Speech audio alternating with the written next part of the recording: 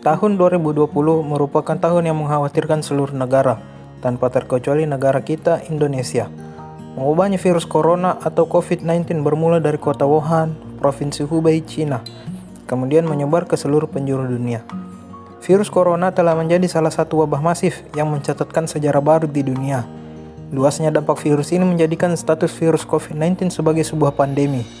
Pandemi merupakan suatu istilah yang digunakan ketika suatu wabah penyakit telah menyebar secara global, yang berarti tidak hanya terbatas pada satu negara saja, tetapi sudah menyebar ke penjuru dunia.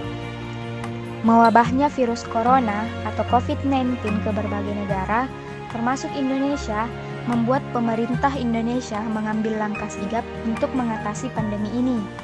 Dalam penanganannya, pemerintah Indonesia menerbitkan protokol kesehatan.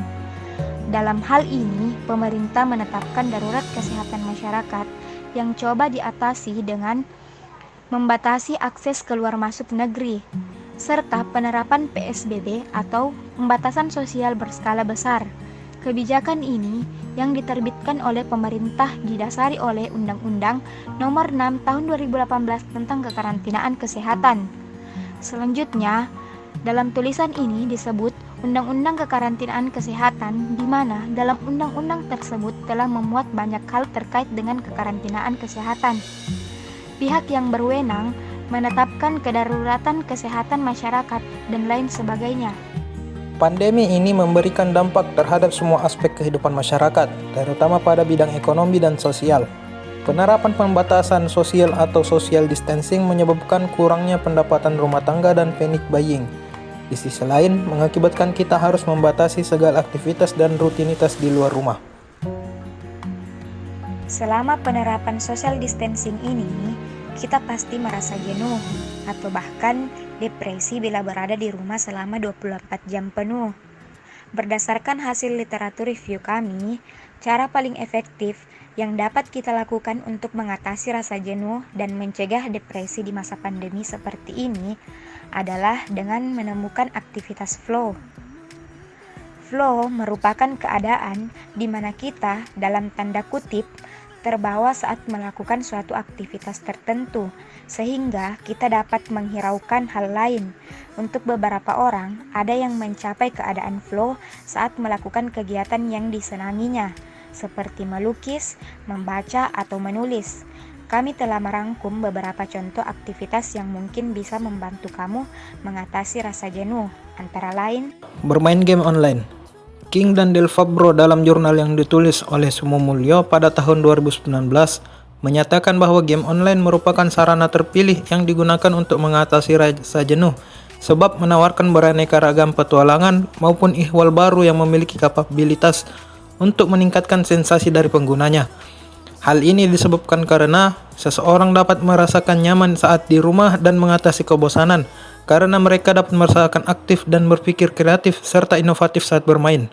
Selain menghilangkan rasa jenuh, bermain game online dapat membantu memenuhi kebutuhan sosial kamu selama pandemi.